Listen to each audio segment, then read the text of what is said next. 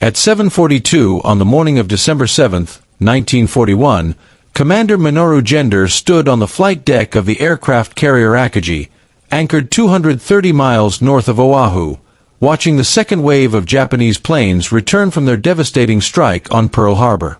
For 12 days, the task force had crossed the North Pacific in absolute radio silence, 6 carriers steaming in disciplined formation: Akagi, Kaga, Soryu, Hiryu, Shokaku, and Zuikaku, supported by 2 battleships, 3 cruisers, 9 destroyers, and 8 tankers, a combination of ships that represented the largest carrier strike force ever assembled in human history. The carriers pitched gently in the rolling swell, their decks slick with seawater and aviation fuel, while the morning air carried the acrid scent of hot metal from recently recovered aircraft engines, the lingering tang of salt spray, and the faint smoke of burned munitions from the attack. Around Jender, men celebrated with shouts, laughter, and embraces, the tension that had gripped the fleet for 12 relentless days finally breaking. The terror of detection, the constant vigilance, the exhausting drill routines, and the mental strain of knowing they were heading into the heart of enemy territory were all suddenly replaced by euphoria. They had done it. They had struck at the very heart of the American Pacific Fleet, and they had survived. The attack had been nothing short of catastrophic.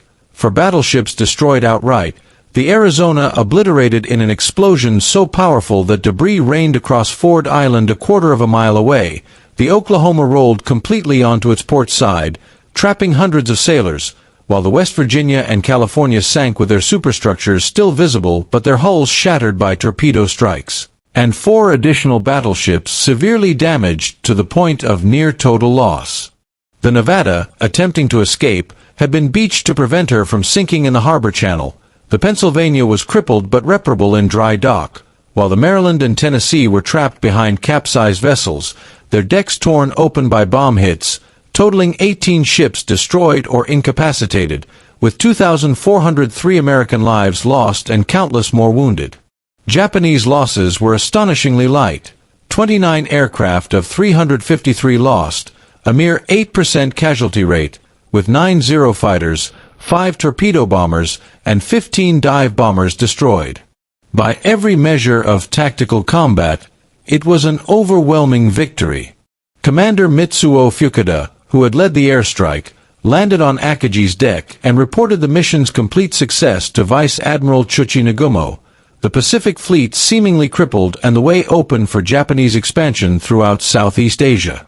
Pilots, exhausted yet jubilant, recounted over each other the sights they had seen, the torpedoes dropped, and the explosions witnessed, voices rising in chaotic celebration. But Jender, standing apart from the revelry, did not share their joy. At 37, he was one of the most brilliant aviation tacticians in the Imperial Japanese Navy, having spent 11 months under Admiral Isoroku Yamamoto meticulously designing the operation, from training schedules to attack formations, target priorities, and ordnance allocation. Yet the numbers cycling through his mind told a story the celebrations ignored, a story of mathematics, logistics, fuel barrels, and industrial capacity, one that painted a bleak and inescapable strategic truth. Japan had won a tactical victory while simultaneously ensuring its long-term defeat. The world celebrated the destruction of battleships, yet Jender knew battleships were becoming obsolete, relics of a bygone era. The real problem, the fatal problem, lay in what the Japanese aircraft had not attacked: 4.5 million barrels of fuel stored in massive above-ground tanks on the eastern side of Pearl Harbor, the lifeblood of the Pacific Fleet. These tanks, 49 in total across 3 farms built over decades, were highly vulnerable, their thin steel walls designed for storage efficiency in peacetime, not protection under combat conditions, and they sat in plain view of the sky. Japanese reconnaissance had noted them, yet the attack plan had deliberately ignored them. No bombers were allocated, no pilots briefed, no ordnance saved. The result was catastrophic. The United States Pacific Fleet retained its strategic mobility, the oil that fueled ships and aircraft untouched. Jender understood the math of oil and movement, of supply and consumption. The Pacific Fleet carried less than a 16th of the fuel stored in Pearl Harbor. In the 9 days following the attack, nearly all that fuel was consumed in search operations and defensive patrols, demonstrating just how critical the storage tanks were. Had the Japanese destroyed them, the fleet would have been immobilized, forced to retreat thousands of miles to the west coast, having operational ranges and crippling the ability to contest Japanese advances in the Philippines, Malaya, and the Dutch East Indies for over a year. Yet this critical target had been ignored. The planning errors extended far beyond Pearl Harbor. Japanese naval strategists had faced the grim arithmetic of oil months earlier. Japan imported 90% of its petroleum, and after the American and Dutch embargoes in mid-1941, it faced a looming fuel crisis. Strategic reserves totaled only 50 million barrels, enough for roughly 18 months under peace conditions, but wholly insufficient for sustained combat operations across the vast Pacific. Japanese planners assumed a short war, decisive battles close to home, and that capturing Dutch East Indies oil fields would solve the problem permanently. Each assumption was catastrophically wrong.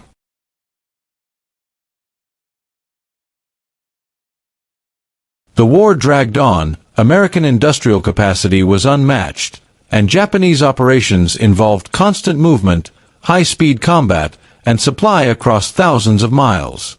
Fuel consumption exceeded projections by vast margins. Destroyers burned hundreds of tons per day, carriers and battleships consumed enormous quantities, submarines and oilers compounded the demands, and even with captured oil fields, Japanese production could not replace losses. Allied sabotage and targeted American submarine campaigns created a perfect trap, sinking tankers and delaying supplies, leaving oil stranded in Southeast Asia while the fleet starved at home. Even creative adaptations, like burning unrefined crude or attempting synthetic fuel production, provided only minimal relief and often degraded operational readiness. By mid-1943, reserves had dropped to critically low levels. By late 1944, Japanese naval forces operated at the edge of endurance, constrained by fuel shortages even as American forces maneuvered freely, supported by vast logistics and abundant fuel. Yamamoto had understood this reality before Pearl Harbor, writing in January 1941 that Japan could not sustain a prolonged war against the United States and that only a lightning knockout blow offered a faint chance of success. Yet institutional pressures forced planning for Pearl Harbor, and Jender, standing on the deck of Akagi as the pilots celebrated around him, knew that despite the tactical triumph, Japan had failed strategically before a single shot was fired.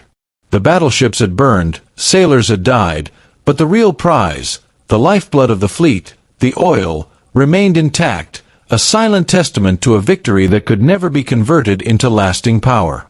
The calculations, the mathematics, the logistics, and the limitations of fuel supply were unforgiving, and in that moment, Jender recognized the bitter truth.